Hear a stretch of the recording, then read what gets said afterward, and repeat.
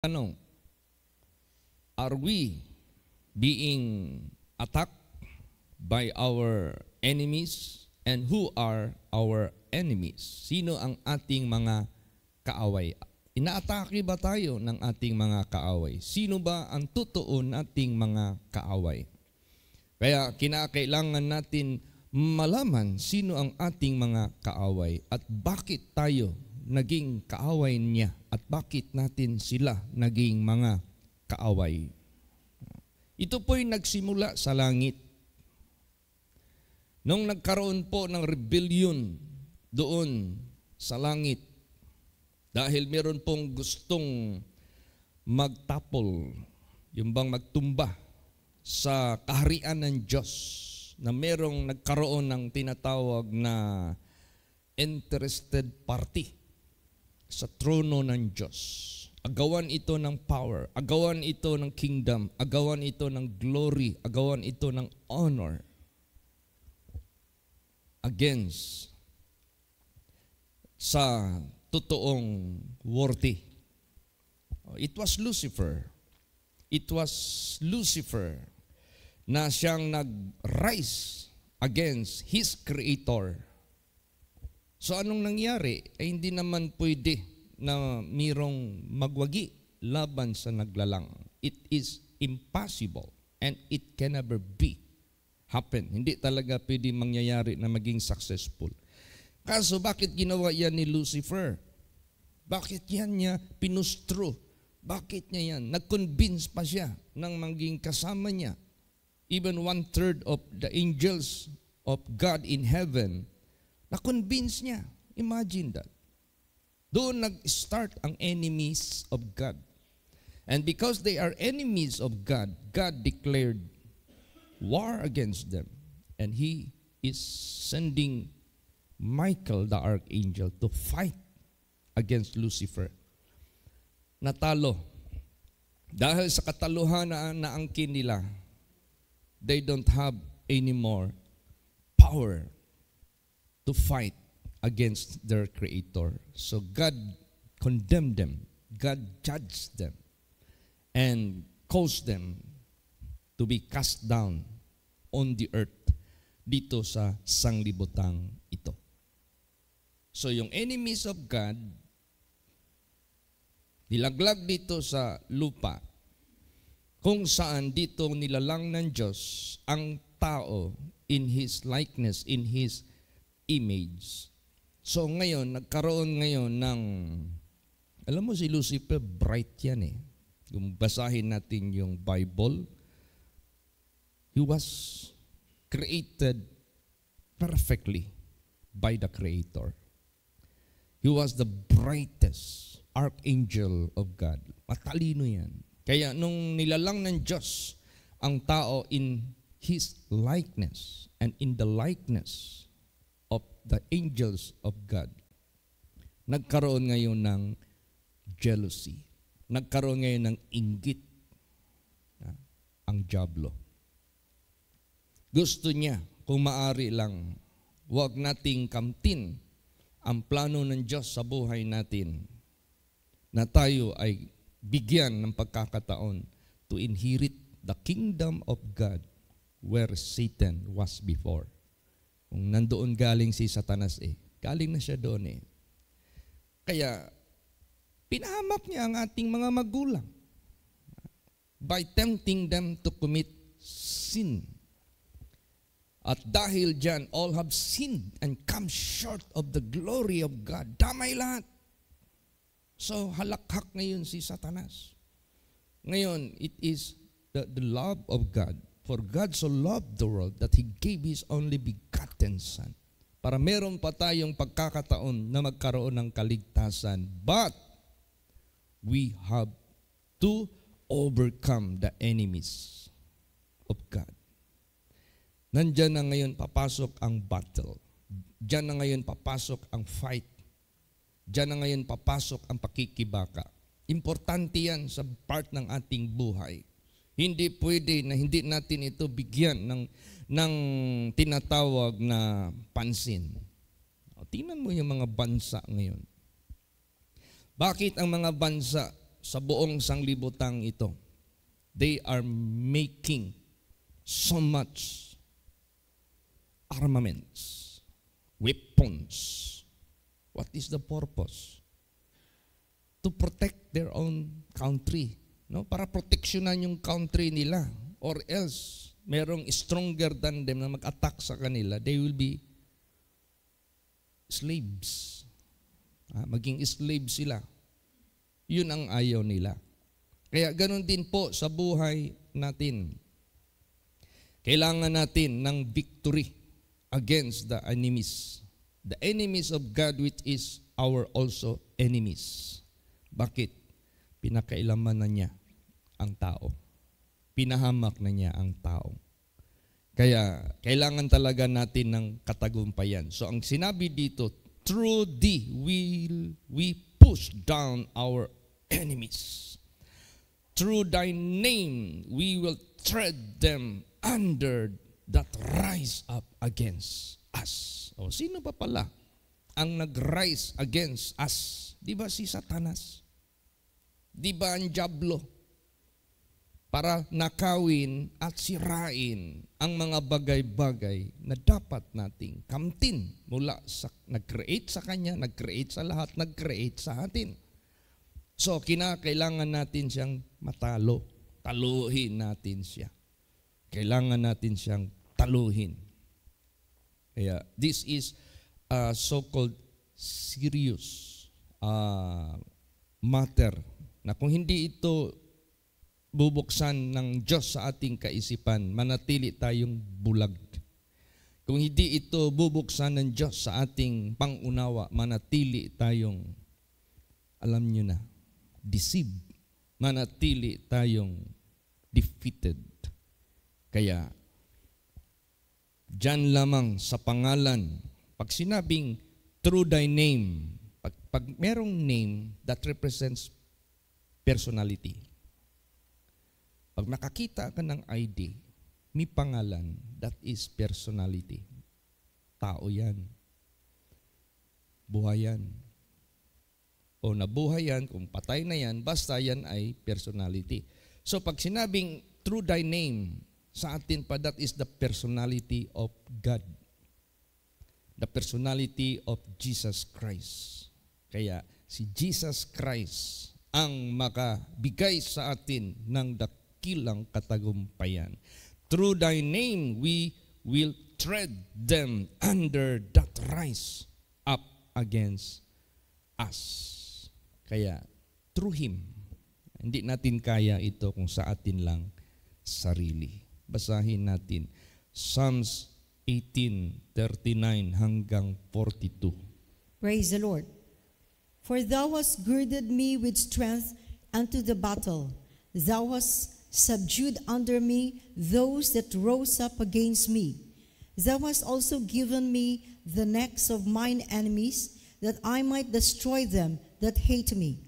They cried, but there was none to save them, even unto the Lord. But he answered them not. Then did I beat them small as the dust before the wind. I did cast them out as the dirt in the streets. Ayan. Hindi basta-basta ang katangian na kagayakan na ginagawa ng Diyos sa buhay natin. This is not just a simple, but this is very strong. Kaya nga sinabi diyan, for thou hast girded me with strength unto the battle. Thou hast subdued under me those that rose up against me. Huwag nating kalimutan, thou hast. Ikaw ang gumawa nito. Ikaw ang nagbigkis sa akin ng kalakasan para sa kagubatan o sa giyera na ito. Ikaw ang naghabol sa aking mga kaaway, under sa akin, na gustong mag-rise against me. Thou hast also given me the necks, yung mga liig ng aking mga kaaway. Tingnan mo yung binigay ng Diyos kay David, yung liig. ni Goliath. Di ba napatay niya si Goliath? Pag binigay na sa iyo ang liig, wala na. Talo na yung kaaway. Kulang na lang i-strike mo lang yung espada na nasa kamay mo. Imagine, ang laking advantage na binigay ng Diyos sa buhay natin against Satan, against the enemies. Praise the Lord. Ay, pasalamat tayo sa ating Panginoong Diyos. Even, meron pa dito, they cried, but there was none to save them, even unto the Lord, but He answered them not. Uy, anong klaseng enemies ito? They cried, walang sumagot. They cried unto the Lord, but God never answered them.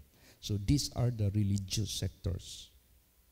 May mga religious sectors ngayon na pwedeng gamitin ng dyablo. Yung tinatawag dyan sa Bible, sheep in clothing, but inside is a ravening wolves. Yung sinabi dyan sa banal na salita ng Diyos, no wonder the angel of darkness can disguise as angel of light. They are calling the name of the Lord. They are religious sector na pwedeng gamitin ng dyablo to deceive. Yan yung warning ni Jesus, many will come in my name. These are the religious sectors. Many will be false Christ. May mga leaders na nagpakakristo rin sa kanilang sarili. These are religious sectors. Using the name of God. They are our enemies. Not physically, but spiritually, na kahit ang mga taong ito, even their followers, doesn't know that they are victims unless buong puso silang hahanap sa Diyos, unless buong puso silang magdalangin sa Diyos ng buong puso. Praise the Lord.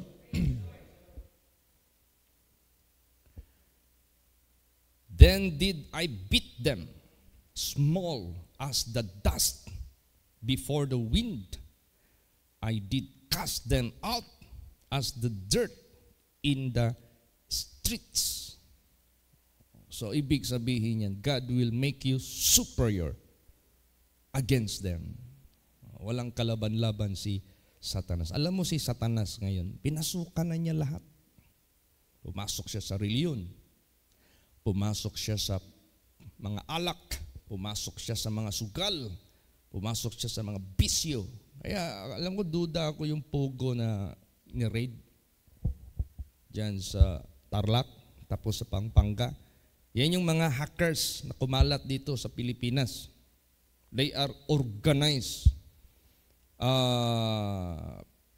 group of syndicates. Imagine yung mga buildings na tinayo nila. Akala mo, mas malaki pa yung infrastructure nila kaysa infrastructure ng mga buildings ng ating gobyerno. Matindi. Pumasok pa ng mayor para lang mag-operate ng pugo. Ano ba yung pugo na yan? Yung sugal yan na scam. At nandyan lahat na lahat. Scam, yung hackers, yung mga nag-o-offer ng mga presyo, kunwali para ma-deceive. Ang dami nilang mga tinatawag na pakana. Maliban dyan, yung pang sex, trafficking, magamit sila ng mga babae. Nahulihan yung maraming babae doon na mga bata pa. Ginagamit nila yung pang negosyo, pang akit sa mga tao para makipag-sex sa kanila or pornography. May bayad yun. Lahat ng mga kalaswaan, lahat ng mga kalukuhan, pinasok ni Satanas. Tingnan mo, kung nakarating dito, hindi lang yan dito sa Pilipinas, sa iba-ibang bansa. Nakita mo how Satan destroy the spirituality of people of the world. Kung hindi ka strong dyan sa ating Panginoong Diyos, mahihirapan tayo niyan. Kaya napaka-importante itong through the name of our Lord Jesus Christ, we will defeat them. We will subdue them. We will put them under our feet. And He will do it for us. Hindi tayo. Praise the Lord. Kasi wala ng mga bansa ngayon na hindi pinasukan ni Satanas. Wala na. Lahat ng mga bansa pinasukan na ng dyablo. Tingnan mo. Gumagapang ng gumagapang ang lahat ng mga batas na nai-establish bawat gobyerno ng mundong ito. Na lahat ng mga karumal-dumal sa harapan ng Diyos, they are making law as legal. They are making law as to be practiced. Nakapakinggan niyo yun sa Amerika. Bawal ka magdala ng Bible doon sa school kasi discrimination na yun sa ibang mga tao na hindi naniniwala sa Bible. Sinira nila yung Statue of Ten Commandments, pinalitan nila ngayon ng Statue of Satanic. Nangyari yan sa Colorado. So, ibig sabihin yan, pasok na ang dyablo, si Satanas, to defeat the people of the world. O kaya, pasalamat tayo sa Diyos. Nandito siya, sa kanyang katotohanan, sa kanyang banal na salita. I-consider natin yan. Magpakatibay tayo sa Panginoong Hesukristo. Kaya lahat ng mga bansa ngayon, pinasukan ni Satanas. Ang lalaki kaya ng mga bansa ngayon na hindi naniniwala kay Kristo, like communism, China. Anong ginagawa ng mga Christians dyan? Underground movements. Anong parusa ginagawa nila sa mga nagdadala ng Word of God? Hindi basta-basta. Imprisonment, sometimes death. Ilang mga bansa ngayon sa sanglibutang ito na hindi naniniwala kay Kristo Jesus. May mga bansa naman ng mga Christians ngayon like Amerika. Pero tingnan mo naman ang buhay ngayon ng mga Christians ngayon sa Amerika. Wala na. Ultimo ang mga singers na dating mga choirs, ginamit ng dyablo ang kasikatan at pera. Tulad ni Elvis Presley. Saan nagsimula yan? Choir member yan. Inupiran ngayon ni Satanas ng fame and money. Namatay siya sa high dosage of drugs. Huwag mong sabihin ligtas siya. Kawawa. Kaya, pumasok na ang dyablo kahit saan-saang sektor sa sanglibutang ito at lahat ng bansa. Kaya kahit saan man tayo pupunta sa iba't ibang bansa, huwag tayong magpadisib sa batas na ginawa lang ng tao na sumusuway sa utos ng Diyos. Praise the Lord. Basahin natin yan. Psalms 118:10 hanggang 13. Praise the Lord. All nations compass me about, but in the name of the Lord will I destroy them. They compass me about, yea, they compass me about, but in the name of the Lord I will destroy them. They compass me about like bees. They are quenched as the fire of thorns, for in the name of the Lord I will destroy them. Thou hast thrust sore at me that I might fall, but the Lord help me. This is not physical enemies. This is not literal enemies, all nations. But all nations, since this is being deceived by Satan, and Satan will use them to deceive others, so huwag tayong magpa-deceive. Kahit mapalibutan tayo ng all nations na na-deceive ni Satanas, maawa naman tayo sa kanila. Tumayo tayo ng matibay sa pangalan ng ating Panginoong Hesukristo. Because through the name of Jesus Christ, we will defeat them. Satan will be defeated.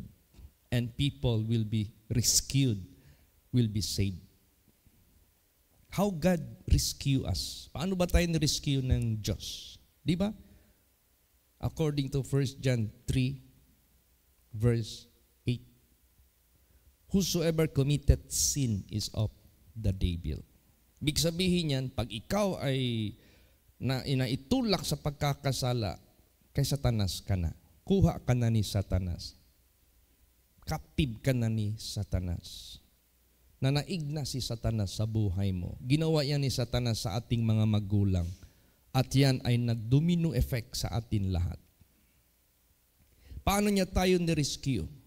And for this purpose, the Son of God was manifested to destroy the works of the devil. Paano niya tayo ni-rescue? Sinira niya ang gawa ng dyablo, ang pagtutulak sa tao sa pagkakasala.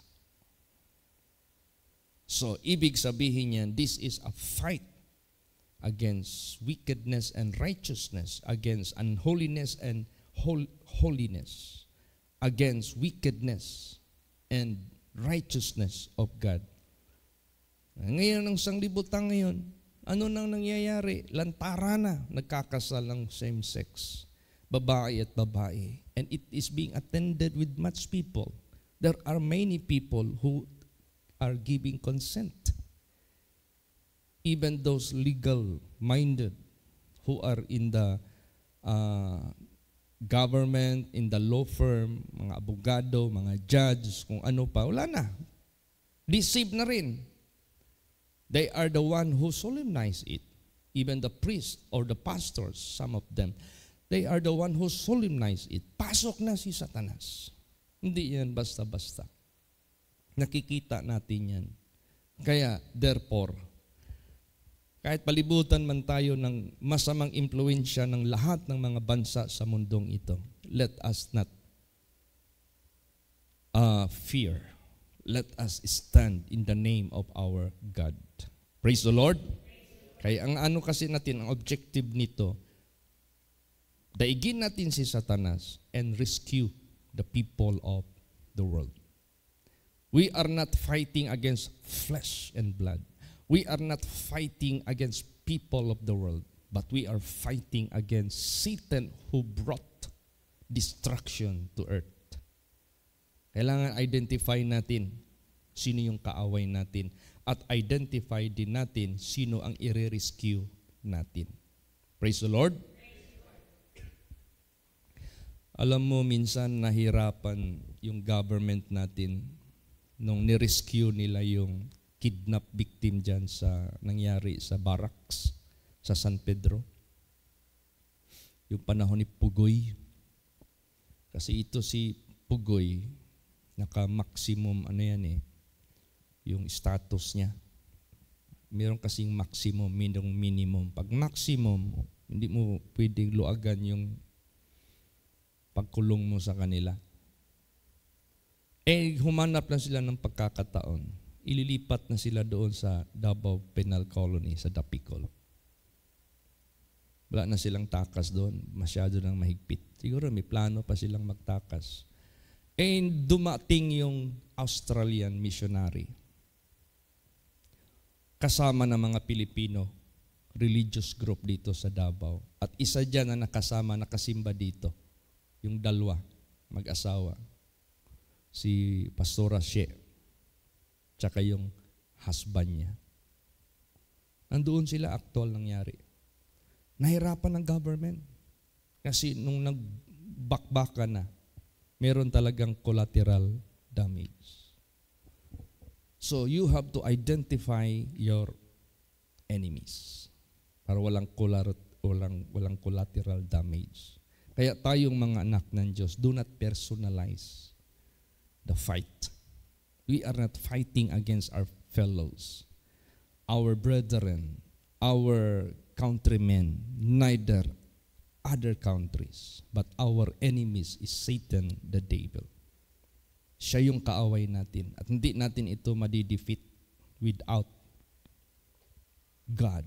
Siya lang ang makakahatid sa atin ng katagumpayan. Kaya huwag tayong matakot. Praise the Lord. Huwag tayong matakot. Huwag tayong matakot. Ang dami na nating experiences how God made us to overcome Satan. Those who were possessed by him, he was driven out. And there is only one name that we use to cast them out, in the name of Jesus Christ. Dahil wala nang ibang Savior, wala nang ibang Diyos na lumalang sa lahat. Kaya huwag tayong matakot ano mang ating haharapin sa mundong ito. God is with us. Praise the Lord. Basahin natin ang Isaiah 41:14 hanggang 16. Praise the Lord. Fear not, thou worm Jacob, and ye men of Israel. I will help thee, saith the Lord, and thy Redeemer, the Holy One of Israel. Behold, I will make thee a new sharp threshing instrument, having teeth. Thou shalt thresh the mountains, and beat them small, and shalt make the hills as chaff. Thou shalt fan them, and the wind shall carry them away, and the whirlwind shall scatter them, and thou shalt rejoice in the Lord, and shalt glory in the Holy One of Israel. Yan. Huwag ka matakot. Ikaw, worm, Jacob. Tingnan mo. Kahit worm tayo kahina, pero bibigyan tayo ng Diyos ng katagumpayan. Ye men of Israel, I will help thee. Tutulungan ko kayo. Saith the Lord, thy Redeemer, the Holy One of Israel. Behold, I will make thee a new sharp threshing instrument having teeth. Thou shalt thresh the mountains and beat them small, and shalt make the hills as chaff. These are the great objects, mountains, hills, pero kaya mo silang pulbusin. These are the great establishment of Satan on this world na kaya natin silang pulbusin in the name of our Lord Jesus Christ. Praise the Lord. Thou shalt fan them, and the wind shall carry them away. Kaya natin silang hihipan, huyupon na nato na sila. Og ang hangin mo dala kanila pa palayo. And the whirlwind shall scatter them. Paghuyop nato sa ilaha, ang hangin mo gawa sa atong baba. Mahimong ipo-ipo. And thou shalt rejoice in the Lord, and shalt glory in the Holy One of Israel. Yan ang wag nating kalimutan. Paano papasok si Satanas sa mga religious sectors? Bigyan niya ng pain ang leader nila to be proud. Magmayabang. Pag magmayabang na yung leader, bagsak yan 100%. Kaya sa buhay natin, yung message kagabi, this gathering is gatherings of the humble people and the meek people of God. No one should boast. No one must be praised. No one should be adored. But only one, but Jesus Christ. Careful tayo. Proteksyonan natin ang ating paglilingkod sa Diyos with the wisdom of God. Praise the Lord. Mahirap na. Mahirap na maging kulto. Mahirap na maging madeceive. Sayang yung mga ginawa ng Diyos sa atin na katotohanan. So, napaka-importante itong binigay ng Diyos sa atin na gawain. Huwag tayong magkumpiyansa. Kasi lahat ng sektor pinasok ni Satanas. Government, pinasok ni Satanas. Religious sectors, pinasok ni Satanas. Beverage, yung mga inumin dyan ng papalasing, lahat yan, pakana yan ng dyablo. Hollywood, movie making, ay grabe yan. Grabing impluensya yan sa sanglibutang ito. Ano yung religious sector na pinasukan ni Satanas? Ang mga religion ngayon, pinasukan na ng dyablo. Nawala na yung way of the old path of God. Puro modern na ang gawain ngayon. Wala na. Magpunta ka dito sa loob, para ng rockista ang nasa pulpito. Kita mo yung mga instrumento dyan pag pinatugtog nila yan. Kaya nag-angal nagsabi sa akin si Tatay Loy, Pastor, di na ako makadool sa stage. Ano man, Tatay Loy, di na ako kaya ang lagubo sa drums. Kaya kung maganta na sila, grabe.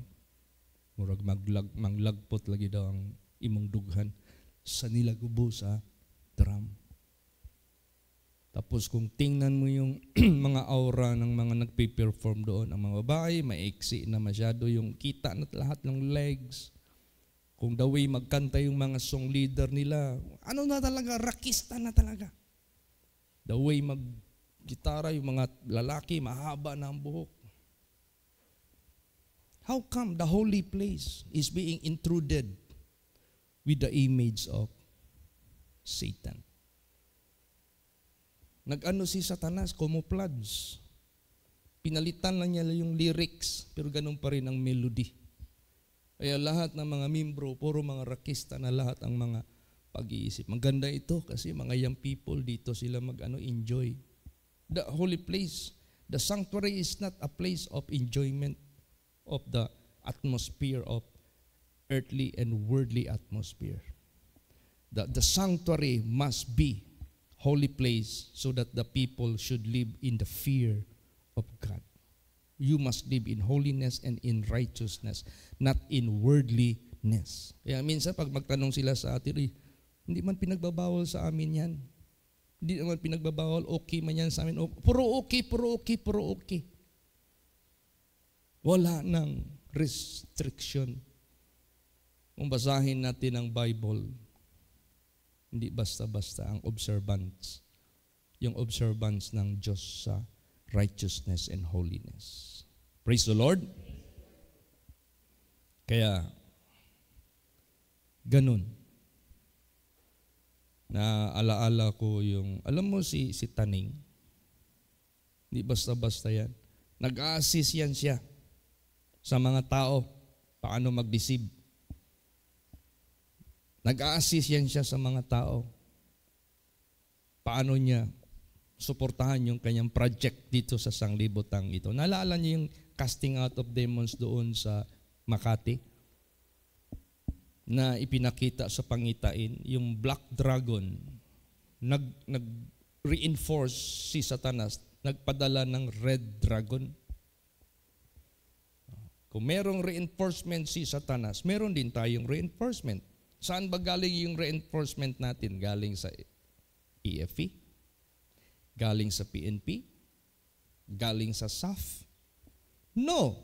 David said, my help cometh from the Lord which made heaven and earth. Galing sa langit. Kaya ipinakita sa pangitain, there was a white horse na may nakasakay doon.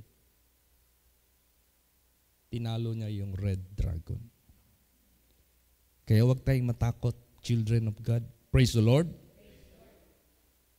The host of heaven will assist us. The God of heaven will command His angels to protect us. Basta, huwag lang nating kalimutan, let us give glory in the Holy One of Israel. Wala nang iba, ang ating Panginoong Hesukristo. Ngayon, kung saan man tayo pahintulot ni Jesus, ipa-forward. Bringing the gospel, bringing the truth, bringing the salvation, bringing the light of God. Tuloy lang. Naalala niyo yung sinabi ni Jesus Christ, I will be with you even unto the end of the world.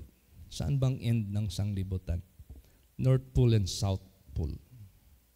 Hanggang saan tayo paratingin ni Jesus? We can push the devil even unto the ends of the world.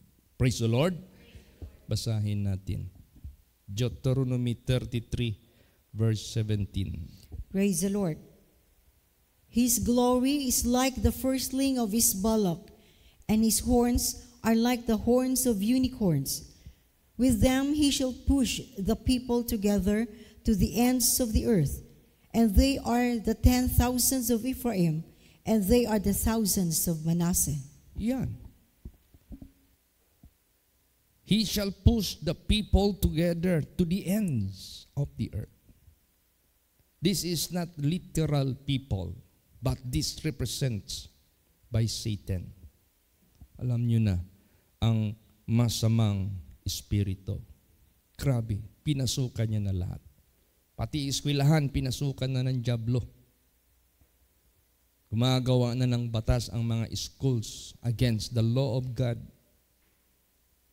You see, mga gobyerno ngayon, pinasukan. Kaya nga tayo mga anak ng Diyos, pray for all kings. Pray for all that are in authorities. Bakit? Pinasukan ng dyablo. Pray for them. Praise the Lord. Ma-rescue sila. Pray for them.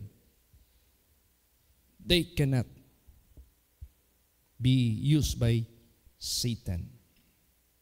Kaya, let's pray for them. Iampo yun nato sila. I-pray talaga natin. Itong pinapagawa ng Diyos sa buhay natin, hindi natin pwede ito luagan. No? Hindi natin pwede isi-isihin. Gamitin natin ito strongly, valiantly. Praise the Lord. Basahin natin. Psalm 60 verse 12.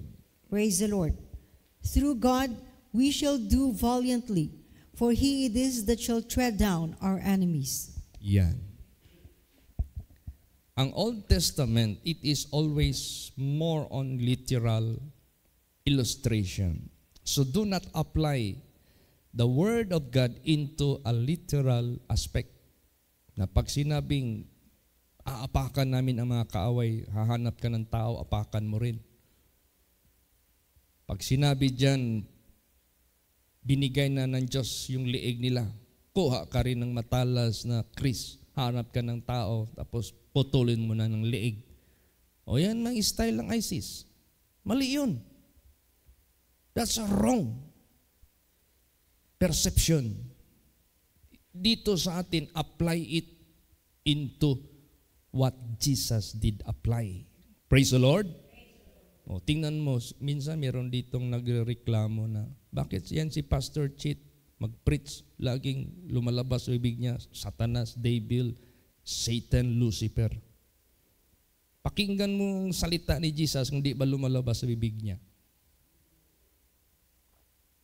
Lagi niyang lumalabas sa bibig yan. Because they are the subject. They are the real enemies, not the human being.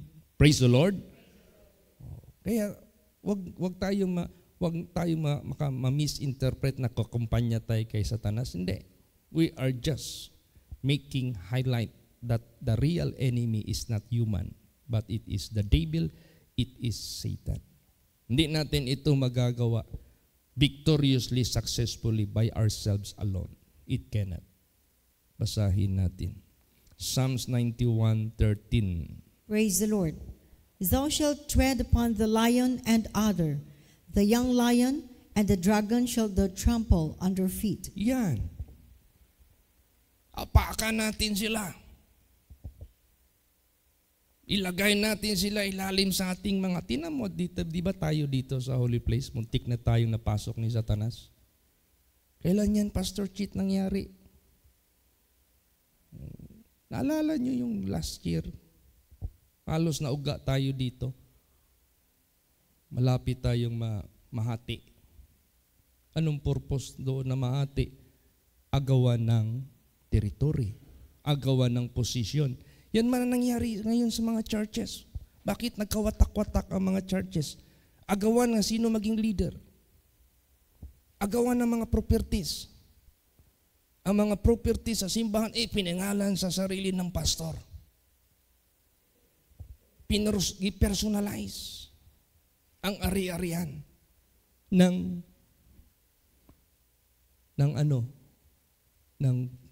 pastor. So wala. Nagkayamukat.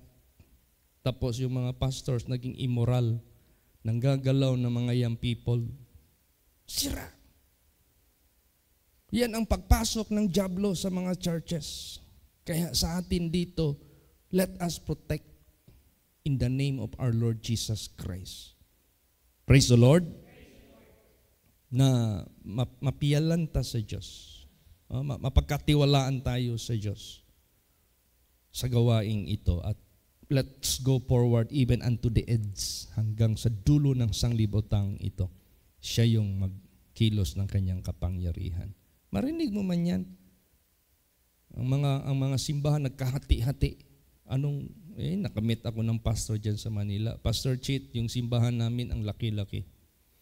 Pero sa loob ng mga malalaking ranggo, nagkasuhan. May anong kinakasuhan nila? Agawan ng pwesto. Agawan ng ranggo. Agawan ng teritoryo.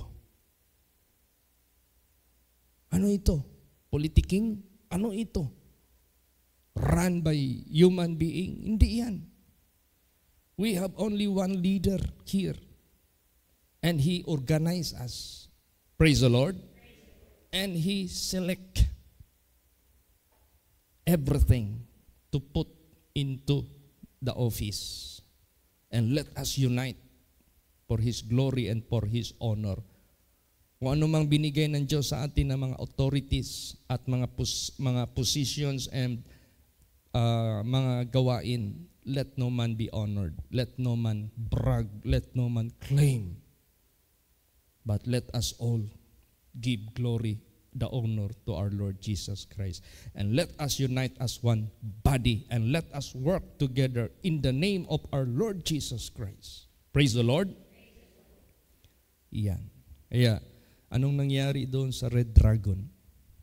Napahiyaan. Minsan si Satanas, may kabayo din yan. Pero, maitim na kabayo. Basahin natin. Papahiyaan din ng Diyos yan. Zechariah 10 verse 5. Praise the Lord. And they shall be as mighty men, which tread down their enemies in the mire of the streets in the battle. And they shall fight, because the Lord is with them, and the riders on horses shall be confounded. Yes, papahiyaan yan sila, ang mga masamang espiritu. It doesn't matter what image they use. Gagamit sila ng imahe ng dragon, wag kang matakot. Gagamit sila ng image ng scorpion, wag kang matakot. Gagamit sila ng image ng kabayo, wag kang matakot. Ano mang mga imahe na gagamitin ng diablo, do not fear them. God will put them under our feet. Praise the Lord. And let us rescue people of the world. Last verse, Romans 16:20. Praise the Lord. And the God of peace shall bruise Satan under your feet shortly. The grace of our Lord Jesus Christ be with you. Yan, the God of peace shall bruise Satan under your feet shortly. Kasi maikli lang yung buhay natin eh. Shortly, kaya shortly lang. The grace of our Lord Jesus Christ be with you. Grace, favor of God, mercy of God na sa atin. Siya yung magbibigay sa atin ng katagumpayan. Kaya, children of God, lahat tayo, through the name of our Lord Jesus Christ, we will push down our enemies. Through the name, through His name, we will tread them under that rise up against us. Let this work of the ministry run by our Lord Jesus Christ should be protected by God. And let us go under the shadow of His wings until these calamities shall overpass. Marami pang katagumpayan ang ibibigay ng Diyos sa atin lahat. Marami pang accomplishments ang gagawin ng Diyos through us. Kaya magpaka-strong lang tayo sa ating Panginoong Diyos. Let us focus on Him. No? Focus tayo sa Kanya ng buong puso. Praise the Lord. Magsitayo po ang lahat.